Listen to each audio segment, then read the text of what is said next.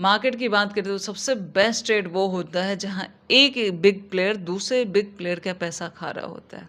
उससे अच्छा trade market में होता नहीं है।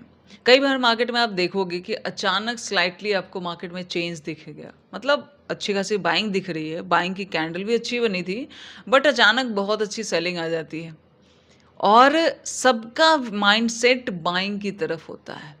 उस बीच में ये जो सेलिंग आती है, उसमें ज़्यादातर लोग व्यू बना नहीं पाते। तो इसको कैसे पकड़ेंगे? कैसे प्राइस में चेंजेस को समझने का ट्राई करेंगे? कैसे मार्केट का साइकोलॉजी यूज़ करके मार्केट आपका एसएल हिट करती है? मतलब आपका व्यू बना देगी कॉल साइड का और आपको कॉल खरीदवा भी देगी और पुट साइड में निकल जाएगी। तो उस चीज़ से कैसे बच सकते हैं? ऐसी पुट में एंट्री ले कैसे सकते हैं? उस चीज़ को यहाँ पे समझने का ट्राई करेंगे। एक चीज़ और समझेंगे कि एक ट्रेड में मल्टीपल कन्फर्मेशन आखिर हम लेते कैसे हैं। तो चलिए ये सारी चीज़ें समझने का यहाँ पे ट्राई करते हैं। सबसे पहले एक बात को समझने का ट्राई करूँ, जब मार्केट किसी रेंज से ऊपर जाती है, इस तरीके से बीओएस बनाती हुई जाती है। Simple simple break of structure बन रहा है, ठीक है, ब्रेक ऑफ स्ट्रक्चर बनता हुआ जा रहा है। जब तक ये बनता हुआ जाएगा तब तक मार्केट ऊपर चलती जाएगी। जहां पे एक बन जाएगा अगर चौक, चेंज ऑफ कैरेक्टर, सो जैसे ही ये चौक बनता है, चौक बनने के बाद कैसे वहां पे एंट्री लेते हैं और कैसे हम इस चीज़ को समझते हैं उसकी बात यहाँ पे करेंगे, ठीक है। सो इसमें हम क्या क्या समझेंगे? लोगों का व्यू पॉइंट कहाँ है? बोलते हैं ना 90% मार्केट साइकोलॉजी है भाई। आप जो सोच रहे हो और ज़्यादातर लोग जो सोच रहे होते हैं उसके अगेंस्ट मार्केट को चलना होता है, तभी तो उसका टारगेट है एसएल। किसका एसएल? जो ट्रेडर है उन्हीं का एसएल। तो उनके व्यू पॉइंट के अनुसार चलेगी तो उनका एसएल तो नहीं ले पाएगी ना, पहली चीज़। दूसरी चीज़, ये बीओएस और ये चौक जो है ये हमें क्या इंडिकेशन देते हैं इसको समझेंगे। तीसरी चीज़ ये समझेंगे हम यहाँ पे कि मार्केट में अब मान लिया अगर आपको एंट्री लेनी भी है तो मल्टीपल कंफर्मेशन कैसे लेते हैं किसी ट्रेड में, मार्केट में जो प्राइस में चेंजेस हो रहे हैं उसको हम कैसे समझेंगे। सो सारी चीज़ें अटैच करके हम यहाँ पे समझने वाले हैं। सो चलिए यहाँ पे अगर देखोगे तो बहुत बढ़िया एक ग्रीन कैंडल बनती है इंट्रा में, सुबह की 2 कैंडल, ज़्यादा लोगों की पकड़ में आएगी नहीं, क्योंकि मेरी भी बात करें तो मैं भी 9:15 में भाई ट्रेड नहीं करती। तो मैं दूसरों के अपनी ही बताती हूँ कि मुझसे ये पकड़ में नहीं आएगा, बिकॉज मैं भी थोड़ा सा लेट ही ट्रेड करती हूँ, थोड़ा मार्केट को देखती हूँ। सो 2 कैंडल जो हैं अच्छी खासी बाइंग दिखाती है। व्यू पॉइंट क्या बना देती है कि मार्केट में बायर्स है, लेकिन उसके बाद आप देख रहे हो ये इस रेंज में इतना रुक जाता है। क्यों आखिर इतना रुकता है? जब इतनी अच्छी ग्रीन कैंडल बनी, इतना रुकता है, क्यों रुकता है और ऊपर क्यों नहीं जा पाता? देखो सिंपली सबसे पहली चीज़, अगर मैं यहाँ पे इस तरीके से लाइन ड्रॉ करूँ तो मार्केट को ऊपर जाने के लिए बीओएस बनना ज़रूरी है, जो हुआ नहीं, ब्रेक ऑफ स्ट्रक्चर हुआ ही नहीं है।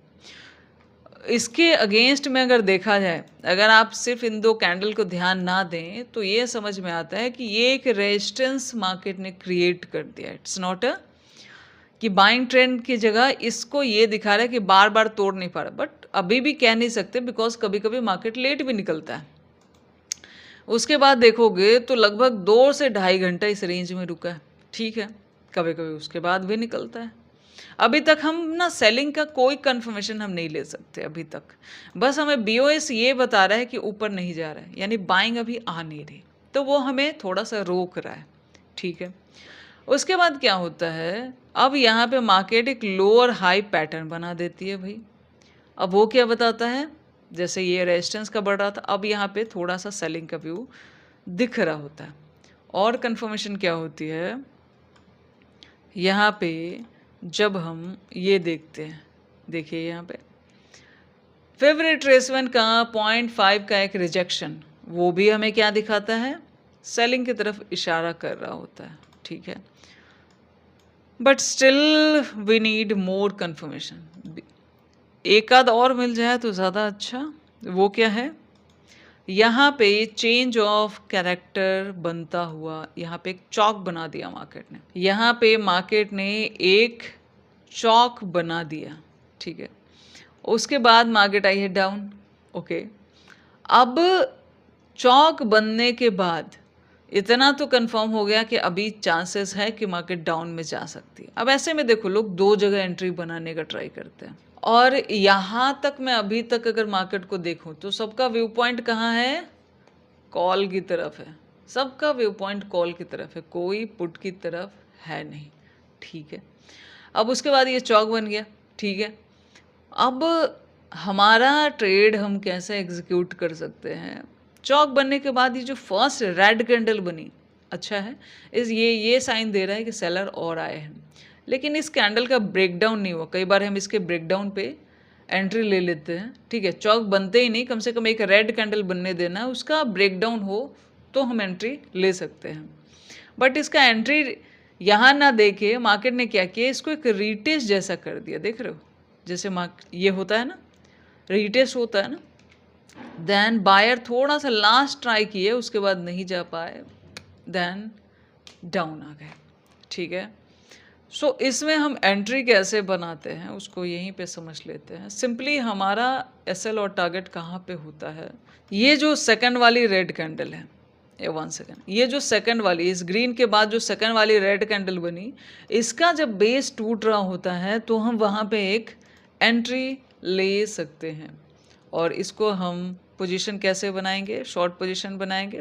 इसका एसएल कई लोग इस चौक के ऊपर रखते हैं, कई लोग इस रेड कैंडल के ऊपर रखते हैं, डजंट मैटर, थोड़ा बहुत ऊपर नीचे होगा। अगर रेड कैंडल, अगर देखो चौक के ऊपर रखो तो ज़्यादा वैसे बेहतर रहता है। तो 27 पॉइंट का एसएल रहता है, 79 पॉइंट का हमारे पास एक टारगेट देखने को मिलता है, और हम बस इस रेड बोल रही हूँ, इस ग्रीन कैंडल तक ही अपना टारगेट लेने का चांसेस करते हैं। हालांकि फ्लो में मार्केट और निकला, बट यहाँ अगर रुक भी रहा है तो इट्स अ गुड टारगेट, हम इसको यहाँ पे लेने का ट्राई करते हैं। सो देखा जाए तो इस ट्रेड में हम मल्टीपल कंफर्मेशन लेने के बाद ही ट्रेड में आए हैं, और ट्रेड में अगर आप मल्टीपल कंफर्मेशन लेते हो तो उस ट्रेड में गलत होने के चांसेस आपके बहुत ज़्यादा कम हो जाते हैं। So that's the thing. All the best, thank you. Video को यहीं पे बंद कर